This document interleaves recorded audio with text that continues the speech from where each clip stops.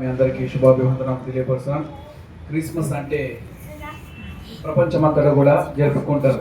ఇది క్రైస్తవులు కానీ ఇతర మతస్థులు కానీ అందరూ కూడా క్రిస్మస్ అందరూ కూడా సెలబ్రేషన్ చేస్తారు. క్రిస్మస్ అంటే క్యారల్స్ కాదు, క్రిస్మస్ అంటే క్యాండిల్ వెలిగించడం కాదు, కానీ క్రిస్మస్ అంటే శాంతి, సమాధానం, ఐక్యత.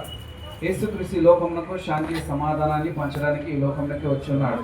ఈ యొక్క శాంతి సమాధానం ప్రతి ఒక్కరు సంతోషంగా జరుపుకుంటారు. క్రిస్మస్ అంటే ప్రతి ఒక్కరు ఇష్టపడుతుంటారు. ప్రతి ఒక్కరు కూడా స్నేహితులు, బంధువులు, మిత్రులు, కుటుంబంతో అందరూ ఆనందంతో సంతోషంతో క్రిస్మస్ జరుపుకుంటారు. మరి మీకు మీ కుటుంబమునకు శాంతి సమాధానం ఆ ప్రభువైన యేసుక్రీస్తు వారు అనుగ్రహించేవాడు కనుక మరి మన పాపములు సమస్తం నుండి దుర్నీతి నుండి ఆయన తప్పించటకు ఈ లోకంలోకి మరి తన కుమారుని ఏకైక కుమారుని ఈ లోకంలోకి పంపినాడు. మన పాపాల నిమిత్తమై యేసుక్రీస్తు వారు ఈ లోకంలో మరణించి తిరిగి లేచినటువంటి గొప్ప దేవుడు ఇప్పుడు కనుక ఈ యేసుక్రీస్తు యొక్క మరి పవిత్రమైన వంటి యొక్క దేవుణ్ణి మనం ఆరాధిస్తున్నామంటే ఎంతో గొప్ప ధన్యత. చాలామంది ప్రపంచంలో కూడా చాలామంది కూడా ఆచరిస్తూ ఉంటారు. మరి హిందువులు, ముస్లింలు రకరకాలు ఉన్న వంటి ప్రతి ఒక్కరు కూడా చిన్నపిల్లల నుండి వృద్ధుల వరకు ప్రతి ఒక్కరు కూడా ఆనందిస్తుంటారు. యేసుక్రీస్తుని ఆరాధించడం ఎంతో సంతోషకరం. ఈ యొక్క శాంతి సమాధానం మరి చూడండి, యేసుక్రీస్తు ఒక గొప్పతనం, ఒక రెండు విషయాలు మీకు జ్ఞాపకం చేస్తుంటాను.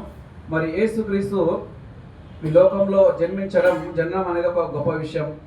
రెండవదిగా యేసుక్రీస్తు మన పాపాల నిమిత్తమై ఆయన మరణించడము ఇది గొప్ప విషయము. మూడవదిగా చూసినట్టయితే యేసుక్రీస్తు చనిపోయి తిరిగి లేవడం అనేది కూడా ప్రపంచంలో చాలా గొప్పతనం.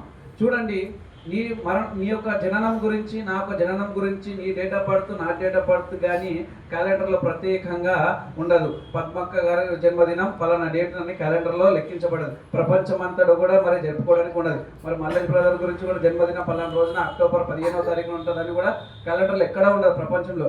మరి కానీ కొంతమంది చాచా నెహ్రూ, మహాత్మా గాంధీ వారివి క్యాలెండర్లో ఇప్పుడు పరిధి చెంది ఉన్నాయి. కానీ కొన్ని సంవత్సరాల క్రితం, చరిత్ర క్రితం చూసినట్టయితే 2025 సంవత్సరాల క్రితం చూసినట్టయితే యేసుక్రీస్తు జననం గురించి మరి చరిత్రలో ఉన్నది, మరి మత గ్రంథాల్లో ఉన్నది.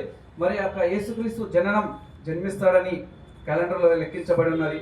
రెండవదిగా ఆయన మరణించి తిరిగి లేస్తాడని కూడా ఈ యొక్క క్యాలెండర్లో లెక్కించబడి ఉన్నది.